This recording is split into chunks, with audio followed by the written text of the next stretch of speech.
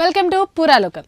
Prajarajyam party జనసేనగా రూపాంతరం చెందింది. అందుకు నాకు చాలా సంతోషంగా ఉంది అంటూ జై జనసేన అంటూ మెగాస్టార్ చిరంజీవి నినాదం చేసి అభిమానులను ఉత్సాహపరిచారు. జై జై జై జనసేన. విశ్వక్సేన్ కథానాయకుడిగా నటించిన లైలా చిత్రం ప్రీ రిలీజ్ ఈవెంట్ కార్యక్రమానికి చిరంజీవి ముఖ్య అతిథిగా హాజరయ్యారు. విశ్వక్సేన్ తండ్రి కెరటా రాజుతో తన అనుబంధం గురించి ప్రస్తావిస్తూ చిరంజీవి పలు వ్యాఖ్యలు చేశారు. మేం ప్రజారాజ్యం పార్టీ పెట్టినప్పుడు రాజకీయంగా ఎదగాలనే తన కోరికను కెరటా రాజు నా దగ్గర ప్రస్తావించాడు. దాంతో ప్రజారాజ్యం తరపున అవకాశం ఇచ్చాం. కానీ అప్పట్లో పరిస్థితులు ఇంకోలా ఉన్నాయని చిరంజీవి చెప్పారు.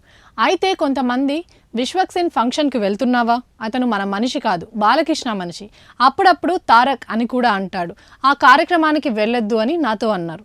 మనుషులన్నాక వేరే వాళ్ళ మీద ప్రేమ అభిమానం ఉండకూడదా? అభిమానం పర్సనల్. యాక్టర్గా కొంతమంది కొందరికి కనెక్ట్ అవుతారు, దాన్ని మనమంతా అంగీకరించాలి. ఈయన కరాటే రాజుగారు అంటారు.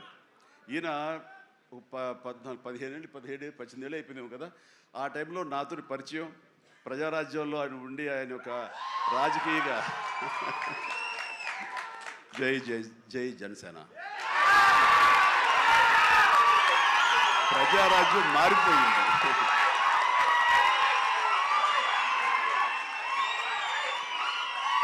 ప్రజారాజ్యం రూపాంతరం చెందింది జనసేనగా.